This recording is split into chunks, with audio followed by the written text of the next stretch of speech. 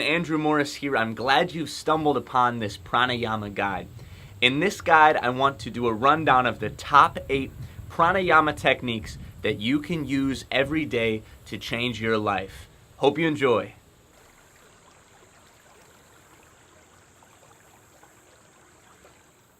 Ujjayi pranayama, or victorious breath. Simple pranayama technique. All you have to do is learn how to control the glottis, which is in the throat, right as you take the breath into your lungs. Before the breath splits off into the lungs themselves, there's an opening called the glottis. To learn the Ujjayi breath, you have to learn how to control the glottis consciously. To do that, you practice as if you're breathing into a mirror. So you take your pocket mirror and try to breathe into and fog up that mirror. So go, and you feel that in your throat. Try it again. Try to feel your throat. That constriction you feel is your glottis closing. It's like a little circle. We'll simplify it. And when you do the Ujjayi, you close it down. Closing the glottis down about halfway or so is going to halve your rate of respiration. So you're going to breathe more slowly and more thoroughly. It's a great meditative breath. And Ujjayi breath is the breathing technique most yogis use when they're doing their yoga practice. Alright, so let's learn the full technique. Usually it's done through the nose. You get that sensation of the fogging of the mirror, but you do it through your nostrils.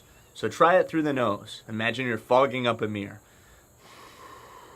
And then inhale, you try to pull the fog off the mirror. So inhale and pull it off.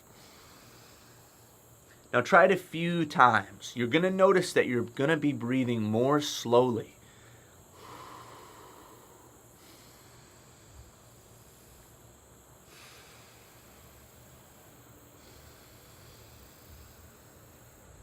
You'll notice your lungs really fill and really empty.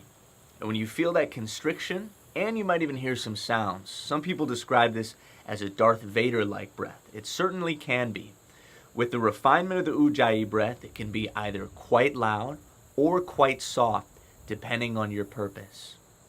Alright, Anuloma Viloma, otherwise known as alternate nostril breathing.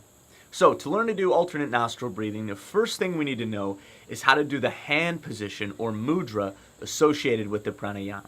So let me show you that first. You always use your right hand, because in India your left hand wipes your butt. So the right hand's the clean hand, and we'll use it. So the mudra looks like this, pretty simple. You just curl the first two fingers down to the palm, and then you bring the other ones and draw them together. So it looks something like this. Okay? You can take the right hand, once you've found the mudra, up to the face and to the nose. You're going to be plugging and unplugging each nostril for this breath. So your thumb plugs your right nostril, and your 2 outer fingers plug your left nostril. Now, another key thing to look at is you don't want to smash the nostrils shut, otherwise you'll plug your nose.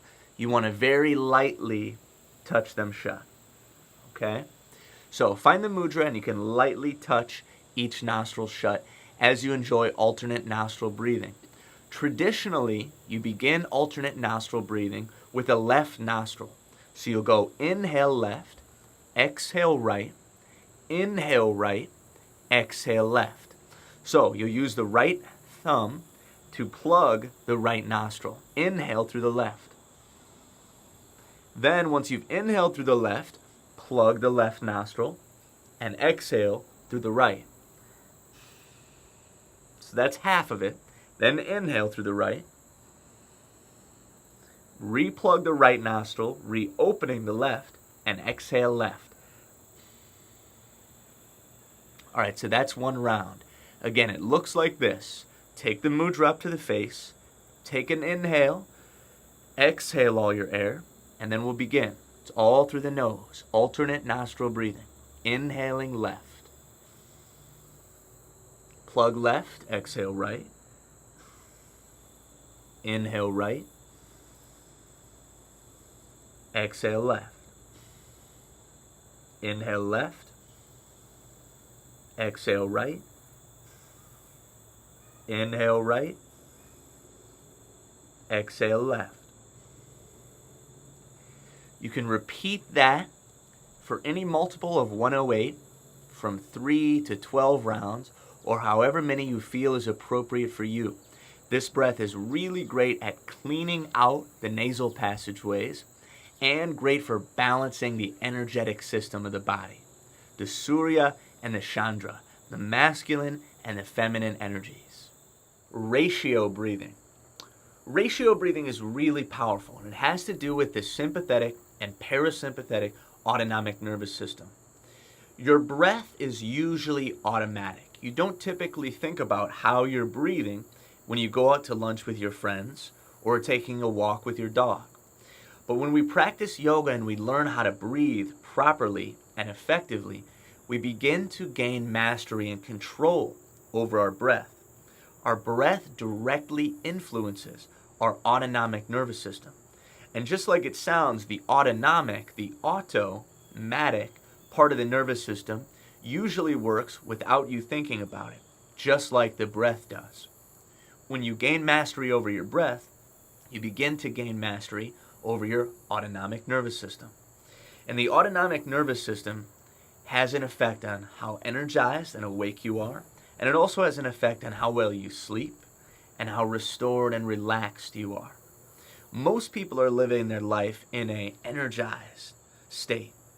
And then there's another group of people who are living their life in a sluggish, too low state. And we want to be an equal mix of both.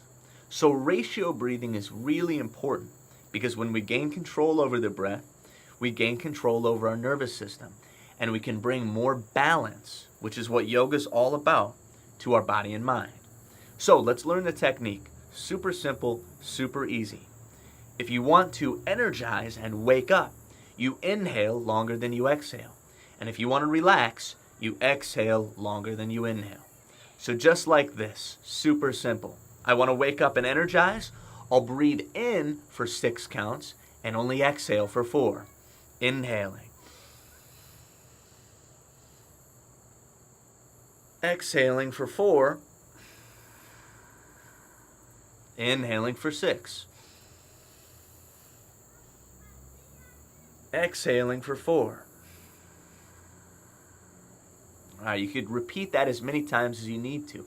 Already, I'm a little bit more energetic and ready to go. All right, so now that you've learned how to do the inhales to excite your nervous system, now we can learn how to do the exhale ratio breathing to calm ourselves down. So, whereas before we inhaled longer than we exhaled, now we exhale longer than we inhale. This is going to relax us. So, let's breathe in for 4 and exhale for 6 counts. So, inhaling 4. Exhaling 6. Inhaling 4. Exhaling 6.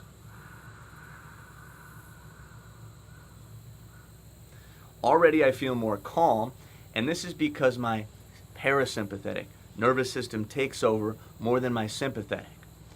Keep practicing ratio breathing, and the more control you gain over the breath, the more control you're going to gain over your nervous system, and thus most of the rest of the systems of the body. All right, Nadi Shodhana. Nadi Shodhana is the more advanced alternate nostril breathing. Whereas Anuloma Viloma, you've learned the mudra, the hand position. You've learned to breathe in left, exhale right, inhale right, and exhale left. Now with Nadi Shodhana, we introduce ratios to the alternate nostril breathing.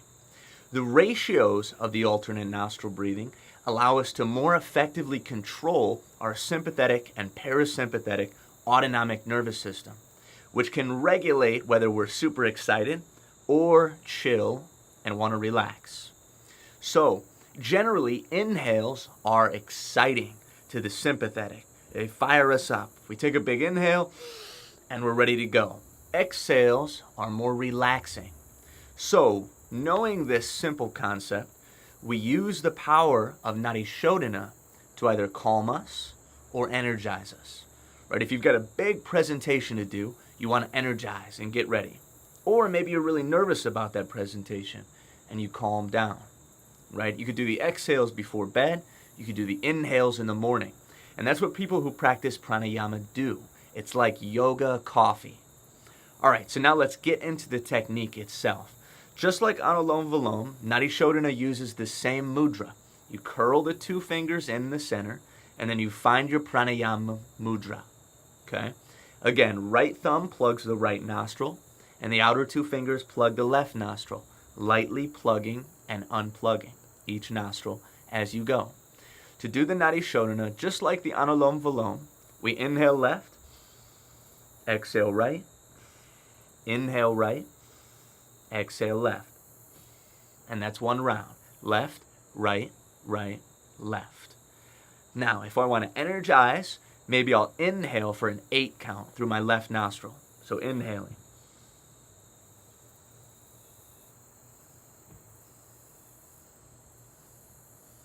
And exhale for a 5 count through my right nostril.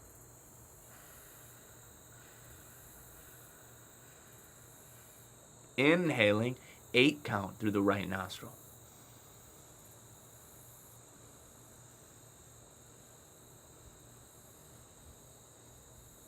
Exhaling for a 5 count through the left.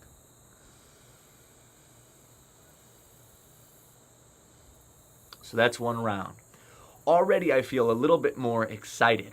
I kicked on my sympathetic nervous system to get me ready to go. Now let's say I want to relax.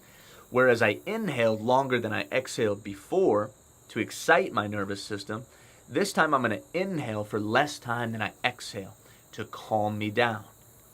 So I'm going to inhale for a 5 count through the left nostril, and when we exhale, I'm going to do the 8 count. So do a 5 count inhale, 8 count exhale. Let's try it. Inhaling for 5. Exhaling for 8.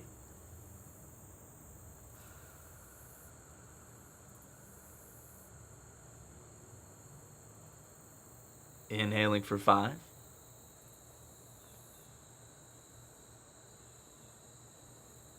Exhaling for 8.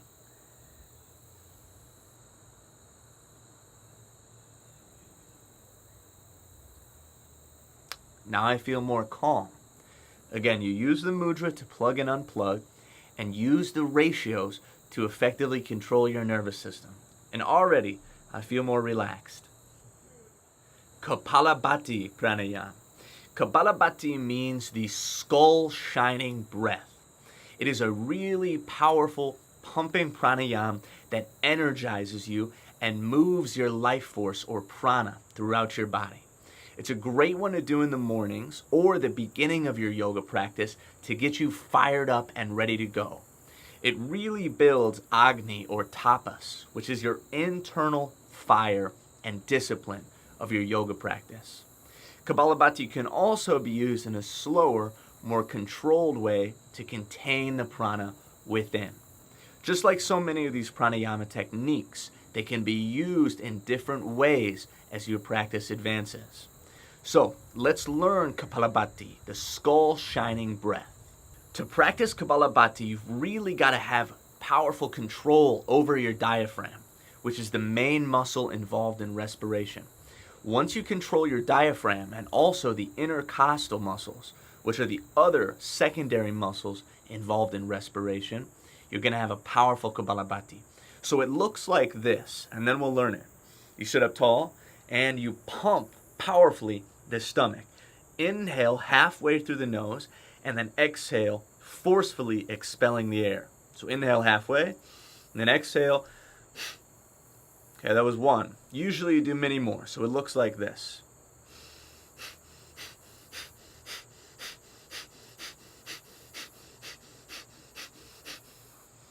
Alright, so if you're new to Kapalabhati, it does look kind of funny.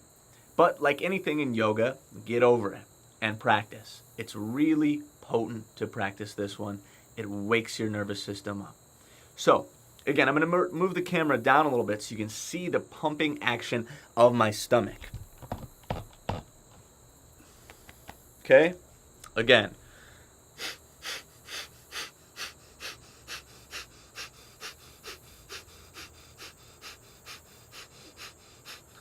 Alright, so if you're new to this, again, it can be really, really challenging to learn this. It is quite a workout as well. So just do your best. You can start with 10 to 20 rounds of Kapalabhati, and as you get better, you can move up to a few hundred rounds or a few minutes at a time. That's more advanced, so be cautious with this one. A lot of people experience lightheadedness or headaches from this. Those are the toxins releasing from your body. So be mindful, be kind, and don't force this pranayama. Start slow and work your way into it. Again, how to practice. You inhale halfway, and when you make your exhale, each exhale is forceful. And it's about this ratio. So you inhale lightly, the exhale pumps, and you won't even have to think about the inhale beyond the first one. Focus on the exhales, pumping each exhale to make the breath powerful. Let's practice together. Take a big inhale, exhale softly, and then inhale through the nose halfway and begin. Pump those exhales.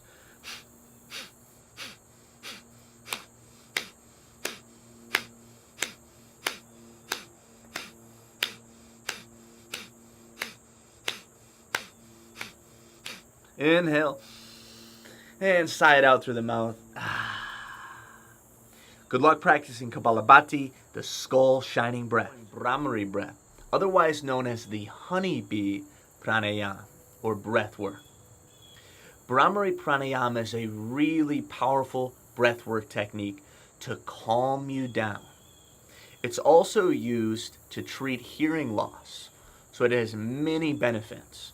When we can relax the parasympathetic nervous system, when we can get the autonomic nervous system to slow down, it has systemic effects on the rest of our body, lowering our stress, bringing us into our center, and feeling good. All right, so how do we practice Bhramari pranayama, or the honeybee breath? Pretty simple. You inhale through the nose, keep your lips pursed, and exhale as if you were going to exhale through your mouth, except you keep your mouth closed, and you want to hum in the throat. It sounds like a honeybee buzzing around a flower. So here's what it sounds like. Inhale, and then buzz on the exhale. And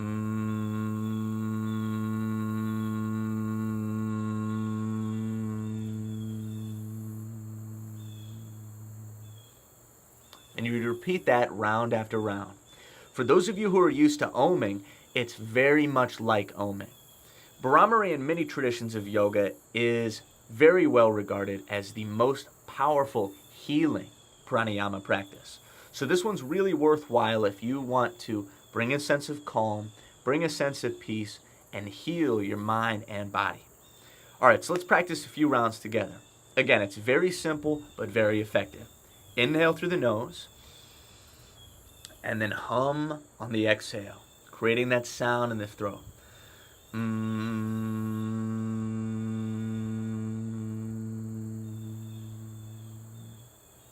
Most often you can practice this one especially with the eyes closed. So a few more times. Close those eyes.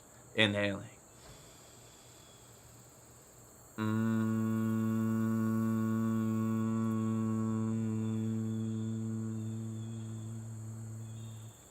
Inhaling. Hum on the exhale.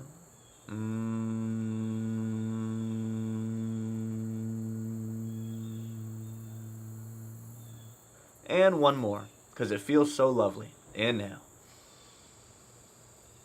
And exhale, hum.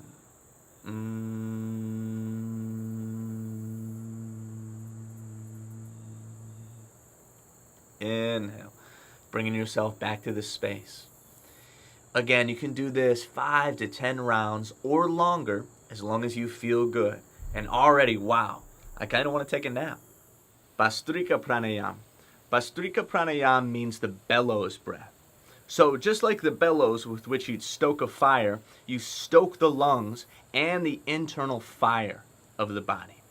It's said that below the navel center in the yoga tradition, there's a little fire that burns. It's your digestive fire, but it's also your discipline and your fire and desire to do well in life.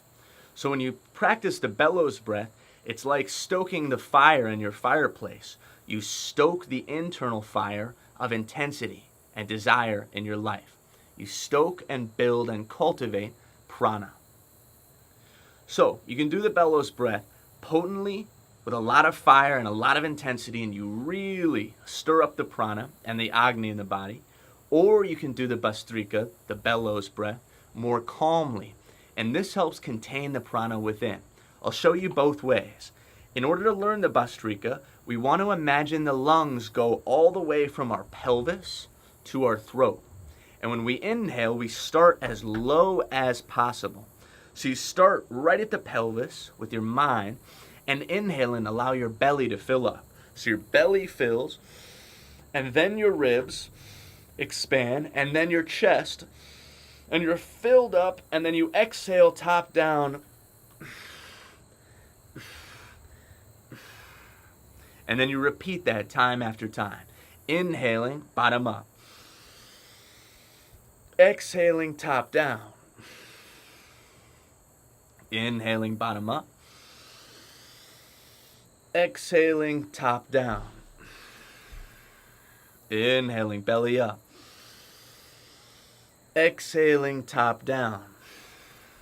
If you want to calm yourself down, do it more slowly and more purposefully. If you want to energize yourself, do it with more ferocity. So it can look like this if you're trying to be calm. And if you're trying to really stoke the fire, it can look like this. Choose whether you want to chill out or whether you want to fire up, and then make this Bhastrika breath a part of your daily pranayama practice.